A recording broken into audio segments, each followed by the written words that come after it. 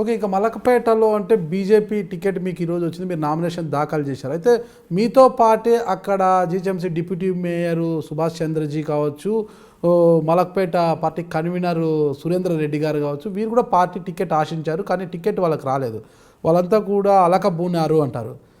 వాళ్ళని ఏదో కొద్దిగా బుజ్జగించి మళ్ళీ దారిలోకి తీసుకొచ్చాం అంటున్నా కూడా వాళ్ళు పూర్తి స్థాయిలో ఆల జితేంద్ర గారికి మద్దతు ఇస్తారా, ఆల జితేంద్ర గారిని అసెంబ్లీకి పంపించడానికి వాళ్ళు కృషి చేస్తారా అన్నది చాలామందిలో అనుమానం ఉంది.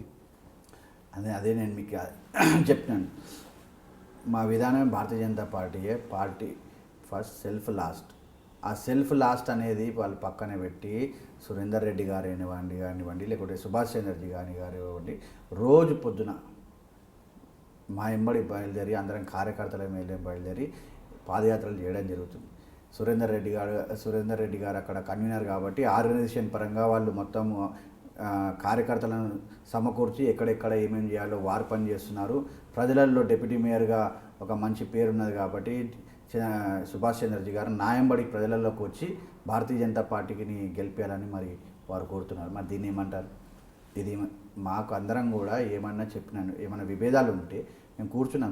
ఆశించిన మాట వాస్తవం కాబట్టి పార్టీ నిర్ణయం మేరకు వారు కూడా అందరం కలిసి కూర్చొని వారు కూడా వాళ్ళ నిర్ణయాన్ని చేసి పార్టీ చెప్పింది కాబట్టి మేము మీకు తోడు ఉంటామని వాళ్ళు మా ఎంబడి ఈరోజు తిరగడం జరుగుతుంది. సిట్టింగ్ ఎమ్మెల్యే అంటే ఆర్థికంగా బాగా స్థితిమంతులు ఉంటారు, అక్కడ పాతుకుపోయి ఉంటారు కదా, వారి మూలాలను ఎలా కదులుస్తారు మీరు అసలుకి? సిట్టింగ్ ఎమ్మెల్యేకి ఆర్థిక మూలాలు ఉన్నా కానివ్వండి, ఇప్పుడు సిట్టింగ్ ప్రభుత్వం ఉండే ఈ టీఆర్ఎస్ ప్రభుత్వమే ఉన్నది. టీఆర్ఎస్ ప్రభుత్వమే ఎప్పుడైతే ఎమ్మెల్యేలను డిక్లేర్ చేసిందో చాలా ఆర్థిక సహాయం చేసింది పార్టీ పరంగానే అన్నారు. సరే, మరి ఇప్పుడు సిట్టింగ్ ఎమ్మెల్యేలు అందరూ కూడా మళ్ళీ గెలుస్తారని ఏమైనా నమ్మకం ఉందా? ఎప్పుడైనా కానీ డబ్బుతో కూడుకుందే అన్ని పనులు కావు కదా. గెలవదని మీరెందుకు అనుకుంటున్నారు? ఆడ ఏదైతే కాన్ఫిడెన్స్ బిఫోర్ ది అనౌన్స్ చేసేదో ఇప్పుడు ఆ కాన్ఫిడెన్స్ టీఆర్ఎస్ ప్రభుత్వం కనిపిస్తుంది. అప్పుడు 100 సీట్లు పైచిలకు మేము గెలుస్తామంటున్నారు. ఇప్పుడు సభలలో చూడండి, ఎక్కడైనా మేము 100 సీట్లు గెలుస్తామని చెప్తున్నారా? స్టేట్మెంట్ ఉందా? ఈ మధ్యలో ఎప్పుడైతే అసెంబ్లీ డిజాల్వ్ చేస్తున్నారో అప్పుడు 100 సీట్ల పైచిలకు మేము గెలుస్తామని స్టేట్మెంట్ ఉంది. ఈరోజు ఆ స్టేట్మెంట్ ఉందా? ఈరోజు ఆ స్టేట్మెంట్ లేదు. ఎక్కడ ప్రజలు ఎక్కడైతే టీఆర్ఎస్ అభ్యర్థులు ఇప్పుడు ఊర్లలోకి వెళ్తున్నారో, వాళ్ళ కాన్స్టిట్యున్సీలలోకి వెళ్తున్నారో వాళ్ళందరూ కూడా ఇప్పుడు ఏ విధంగా ప్రజలు ప్రశ్నిస్తారో, ఏ విధంగా వాళ్ళ మీద అసంతృప్తి ఉందో మనకు కనబడుతూనే ఉన్నది రోజు. ఓకే, అంటే వారి మైనస్లు మీకు ప్లస్లు అవుతాయి, అందుకే మీరు గెలుస్తారు అంటారు అంతే. Yes, that's right. ఓకే, ఇంతకుముందు మనం అన్నట్లనే ఆల నరేంద్ర గారిలో ఉన్న వేగము, చొరవ, దూకుడు జితేంద్ర గారిలో కనిపించడం లేదనేవారు. నాన్నగారు బతికున్నప్పుడు పాత బస్తీలో కావచ్చు, ఎక్కడ కావచ్చు, అసలు హిందూ పండుగలు కావచ్చు, హిందువులకు సంబంధించిన ఉత్సవాలు కావచ్చు, ఎక్కడ ఎలాంటి కార్యక్రమాలు జరిగినా ఖచ్చితంగా హాజరయ్యేవారు. కానీ జితేంద్ర గారు ఆ స్థాయిలో హాజరు కావడం లేదు అంటున్నారు. దానికి మీ సమాధానం? అదేం కాదండి. నేను కూడా ప్రతి ఒక్క నాన్నగారు స్టార్ట్ చేసిన గణేష్ ఉత్సవాలు, సామూహిక ఉత్సవాలు స్టార్ట్ చేసింది, మరి సామూహిక బోనాలు స్టార్ట్ చేసింది నాన్నగారి నేపథ్యంలోనే పాత బస్సు నుండి. ఇప్పుడు అవన్నీ ఒక లైన్లో ఉన్నాయి. కొత్తగా అప్పుడు ఏంటి అంటే ఎక్కడైనా ఇబ్బందులు ఉండేవి, ఎక్కడైనా వినాయకుడిని కూర్చోబెడతామంటే చాలా ఇబ్బందులు ఉండేవి. ఇప్పుడు అది ఒకటి స్ట్రీమ్ లైన్ అయింది, ప్రతి బస్తీల్లో కూడా కూర్చోబెడుతున్నారు. కాబట్టి మేము ఇప్పటికీ గణేశుల ఉత్సవాలలో మేము పాల్గొంటాం. భాగ్యనగర్ గణేష్ ఉత్సవాల్లో ఉన్నాం, భువనగిరి మన బోనాలలో మేము ఉన్నాం, ఉమ్మడి దేవాలయాల సమితిలో అన్ని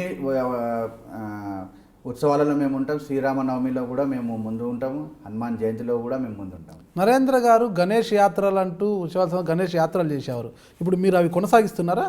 ఇప్పుడు కూడా ఉన్నది. నేపథ్యం భాగ్యనగర్ గణేష్ ఉత్సవ సమితి వ్యవస్థాపకులు నాన్నగారు కాబట్టి అది అప్పుడు విత్తనం అప్పుడు పడింది, ఇప్పుడు మహావృక్షమైంది. ఆ వృక్షాన్ని ఇప్పుడు ఒక సముద్రంలాగా ముందట ఉన్నది, వృక్షంలాగా ఉన్నది కాబట్టి దాన్ని ఎవరు ఆపలేరు. చిన్న చిన్న ఇబ్బందులు ఉంటాయి. ఇంతకుముందు నేను చెప్పినాను, ఒక దగ్గర వినాయకుని పెట్టినారు, లేకపోతే ఇబ్బందులు ఉంటాయి. అటువంటి దగ్గర మేము ఉంటాం. మేము ఉండి ఉత్సవాలు శాంతియుతంగా అందరూ కూడా సామూహికంగా సాంప్రదాయంగా చేసుకునే పనిలో మేము నిమగ్నమై ఉండి ఖచ్చితంగా అన్ని సక్సెస్ చేయాలనే ఉద్దేశంతో చేస్తాం. పాత బస్తీలో కూడా ఈ మధ్యలో హనుమాన్ జయంతి కానివ్వండి, రామనవమి కానివ్వండి, పెద్ద ఎత్తున యువకులు, మహిళలు అందరూ కూడా ఒక్కతాటిపైకి వచ్చి సామూహికంగా చేసుకోవాలనే విధంగా మేము చేస్తూ ఉంటాం కార్యక్రమం. మీరందరూ కూడా ఐ డ్రీమ్ ఛానల్ని సబ్స్క్రైబ్ చేయాలని కోరుకుంటున్నాను. I'm Sucharita, Home Minister of Andhra Pradesh. For more videos, subscribe iDreams. మీ Chirla Jaggireddy MLA Kothapeta. For more videos please subscribe iDream. For more videos, please subscribe iDream. నేను మీ Jakkampudi Raja. For more videos please subscribe iDreams. I'm Revati Chaudhary. For more videos, please subscribe iDream. For more videos, please subscribe to iDream. For more videos, please subscribe iDream. I am Vasireddy Padma, Chairperson of State Women Commission. For more videos, please subscribe iDream.